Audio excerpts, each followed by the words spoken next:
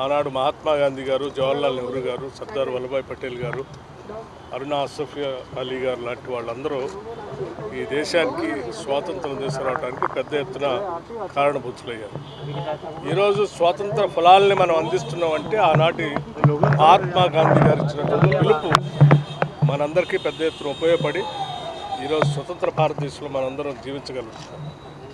అటువంటి మహాత్మా గాంధీ గారిని స్వాతంత్రం వచ్చిన 6 నెలల్లోనే షూట్ చేసి చంపినటువంటి ఆర్ఎస్ఎస్ భావజాలం కలిగినటువంటి వ్యక్తుల్ని ఆరాధించేటువంటి పార్టీలు ఈ దేశంలో ఉండటం చాలా బాధాకరం.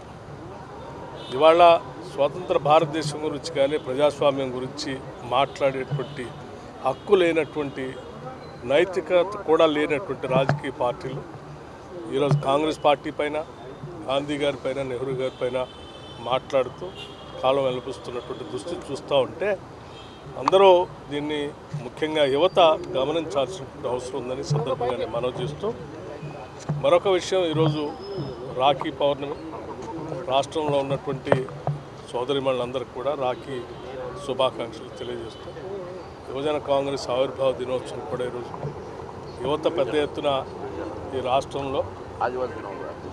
రాష్ట్రంలో యువతంతా కూడా పెద్ద ఎత్తున పాలనలో భాగస్వాములు కావాలని చెప్పి రాజీవ్ గాంధీ గారు ఆలోచన చేసి 18 ఏళ్ళకే ఓటు హక్కు కల్పించారు. తప్పనిసరిగా యువత ఈ రాజకీయాల్లోకి ప్రధాన పాత్ర పోషించేటట్టుగా రావాల్సిందిగా వారిని కూడా కోరుతూ, ఆదివాసీ దినోత్సవ సందర్భంగా కూడా రాష్ట్రంలో ఉన్నటువంటి ఆదివాసీ కుటుంబాలందరికీ కూడా కాంగ్రెస్ ప్రభుత్వం తరఫున, రాష్ట్ర కాంగ్రెస్ కమిటీ తరఫున కూడా వారందరికీ అభినందనలు తెలియజేస్తూ ఉన్నాం. కాంగ్రెస్ ప్రభుత్వం ఈ సందర్భంగా ఒక ముఖ్యమైనటువంటి విషయం కూడా గిరిజన సోదరులందరితో పంచుకోవడానికి కూడా సంతోషిస్తూ ఉన్నాం. రాష్ట్ర ముఖ్యమంత్రి రేవంత్ రెడ్డి గారు, యావత్ క్యాబినెట్ అందరూ కలిసి మీకు ఈ రాష్ట్రంలో ఒక పెద్ద స్కీమ్ ROFR చట్టం కింద ఇందిరా సౌర గిరి జల వికాసం అనేటువంటి ఒక కొత్త పథకాన్ని తీసుకొని వచ్చి గిరిజన సోదరుల కుటుంబాలందరికీ కూడా ఆత్మగౌరవంతో బతకడం కోసం కావాల్సినటువంటి సోలార్ పంప్ సెట్లు, డ్రిప్ ఇరిగేషను, స్ప్రింక్లర్స్, ప్లాంటేషన్ అంతా ఇచ్చి దాదాపు 6,70,000 ఎకరాలకి సోలరైజేషన్ చేసే కార్యక్రమాన్ని కూడా రాష్ట్ర ప్రభుత్వం చేపట్టింది. ఈ సందర్భంగా ప్రభుత్వం తరఫు నుంచి ఒకసారి వారందరూ కూడా అభినందనలు తెలియజేస్తాం. తెలంగాణ ప్రజాపాలనను నిండు మనసుతో ఆశీర్వదించి అధికారంలోకి తెచ్చిన అక్కా చెల్లెలందరికీ రాఖీ పండుగ శుభాకాంక్షలు. ప్రజాపాలన ప్రభుత్వంలో మీ ఆశీర్వచనంతో ఏర్పడ్డ ఈ ప్రభుత్వం అనేక రకాల కార్యక్రమాలతో కోటీశ్వరులను చేయాలనే ఆలోచనతోటి అన్ని రకాల కార్యక్రమాలను తీసుకుంటుంది. నిన్ననే గౌరవ ముఖ్యమంత్రి గారు సోలార్ ప్లాంట్ ఏర్పాటు చేసే వాళ్ళకి 4 ఎకరాల స్థలంతో పాటుగా, వడ్డీ లేని రుణాలతో పాటుగా, ఉచిత బస్సు సౌకర్యంతో పాటుగా, బస్సు యజమానులను చేయడంతో పాటుగా అన్ని రకాల కార్యక్రమాల పట్ల మహిళలకు ప్రాధాన్యత ఇస్తున్న ఈ సందర్భంగా రాఖీ పండుగ రోజు ఈ ప్రభుత్వాన్ని నిండు మనసుతో ఆశీర్వదించాలని అక్కా చెల్లెలందరికీ విజ్ఞప్తి చేస్తూ, ఇటు యువజన కాంగ్రెస్ ఆవిర్భావ దినోత్సవం, ఆదివాసీల దినోత్సవం, అదేవిధంగా ఈరోజు స్వాతంత్ర ఉద్యమానికి ఒక స్ఫూర్తినిచ్చినటువంటి క్విట్ ఇండియా దినోత్సవం కాబట్టి ఈ సందర్భంగా తెలంగాణ ప్రజలందరికీ అన్ని రకాల శుభాకాంక్షలు, అభినందనలు తెలియజేస్తా ఉన్నాం.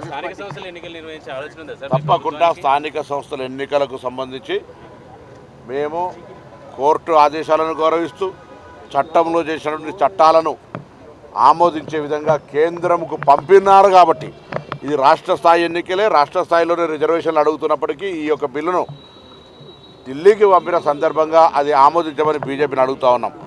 కాబట్టి ఈ రాష్ట్రంలో ఎన్నికలు జరిగినా, నిధులు రాకపోయినా, ఈ వ్యవస్థ ఏదానికైనా భారతీయ జనతా పార్టీ బాధ్యత వహించాలి. బీసీలనే కాదు, తెలంగాణ రాష్ట్ర ప్రజలందరినీ కాంగ్రెస్ పార్టీ వంచింది. వీళ్ళ చేతిలో లేకపోయినా కూడా మేము ఇస్తామని ఎందుకు చెప్పిందంటారు? కేంద్రంలో అధికారంలో మేమేం అందుకే చెప్తున్నాం. మళ్ళీ మేముగా మా బిల్లును మేము చేసుకున్నాం, గవర్నర్ గారికి పంపినాము. మేము దేశంలో రిజర్వేషన్లను పెంచమని అంటలేం. రాష్ట్ర ప్రభుత్వంగా క్యాబినెట్ నిర్ణయము, ప్రామాణికమైనటువంటి సర్వేలు అంతా కూడా క్రమబద్ధకరణ చట్టాల భారంగా అసెంబ్లీ చర్చ చేసి బీజేపీ కూడా దీనికి బిల్లుకి ఏకగ్రీవంగా పాస్ ఇచ్చిన తర్వాత దీని మీద ఇప్పుడు అక్కడ రాజకీయం చేస్తూ ఉన్నారు. బిల్ నెంబర్ 3, బిల్ నెంబర్ 4 చూసి అందులో ఎక్కడైనా ముస్లింల పేరు మీద రిజర్వేషన్ ఉందా చూడాలని కిషన్ రెడ్డి గారిని, చదువుకోకపోతే ఇంకొకరితో చదివించుకోవాలని చూసి ఇటువంటి కుట్రలు మానుకోవాలి. బీసీలకు సంబంధించి ఆనాడు తెలంగాణ ఉద్యమ స్ఫూర్తితోటి జాయింట్ యాక్షన్ కమిటీకి ఏర్పడి భవిష్యత్తులో మీ సంగతి చెప్తారు. ఇప్పుడు మాత్రం మా ప్రభుత్వం అన్ని రకాల పారదర్శకంగా వ్యవహారం చేస్తూ ఉంది. భారతీయ జనతా పార్టీ మోకాలు అడ్డుతుంది.